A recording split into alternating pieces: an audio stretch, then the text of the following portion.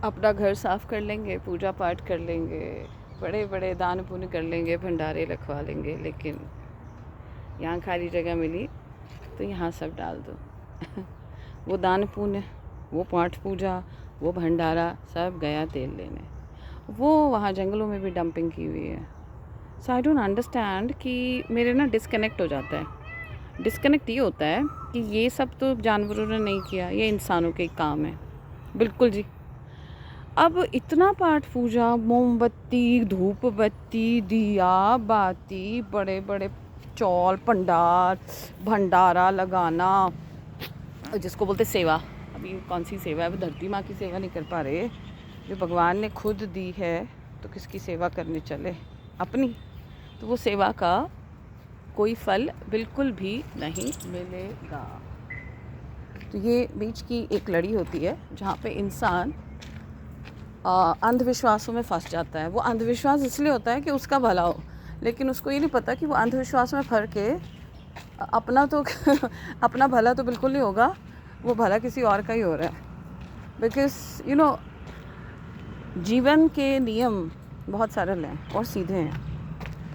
Discipline नाम की चीज़, अपनी आत्मा, बहुत सरल चीज़ है। उसमें कोई बीच में ताम झाम सुपरस्टिशंस, अब पीपल के पेड़ के नीचे दिया जला लो, किसने बोला दिया जला लो? पीपल के पेड़ को प्यार से रखो। People give you oxygen all the time. बरगद, साइंस पढ़ो थोड़ा, जिसने जो देखा जनरेशन टू जनरेशन। अब समझ रहे हो ना मैं क्या कह रही हूँ? बहुत चीज़ें हैं सुपरस्टिशन। अरे सदियों से बेचारे राजा राम मोहन रॉय और कितने सारे रिफॉर्मर्स आ गए, फिर भी बुद्धि ना अभी की भी वही है। वो रिफॉर्म करके चले गए, तो सोचो उनकी आत्मा को कितना खुशी मिल रही होगी ना ये देख के कि अभी तक लोग वही सब नॉनसेंस फॉलो कर रहे हैं। तो इस यहाँ पे जहाँ जंगल दिखा, मतलब इंसानों की फितरत है, जहाँ खाली जगह दिखी या तो उसको सत्यानाश कर लेंगे। इसके अंदर उनको ये नहीं पता कि जीव रहते हैं, ये खुद जीव हैं, तो इनडायरेक्टली उनको मार मुर के पाप तो के कर्मा तो आपके बन ही गए ना। कितने इस जंगल में सरवाइव कर रहे होंगे, इस जंगल, इस हरियाली की वजह से, जो हमारी नज़रों में नहीं आता, क्योंकि हम इंसान हैं, हमें रोज़मर्रा की ज़िंदगियाँ जीनी पड़ती हैं। तो वो देखो मोर उड़ा, ये देखो पंछी ना।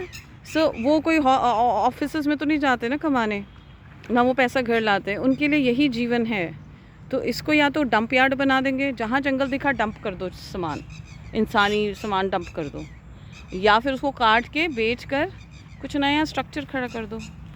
और बस यही एक सीधी सी लाइन है, उसके बाद कोई फ़ायदा नहीं है। तुम कितना मर्जी ज्ञान बांटो, दान पुण्य करो, अपने घर में मंदिर सजा के रखो, because God is not happy with the creation which he did him itself.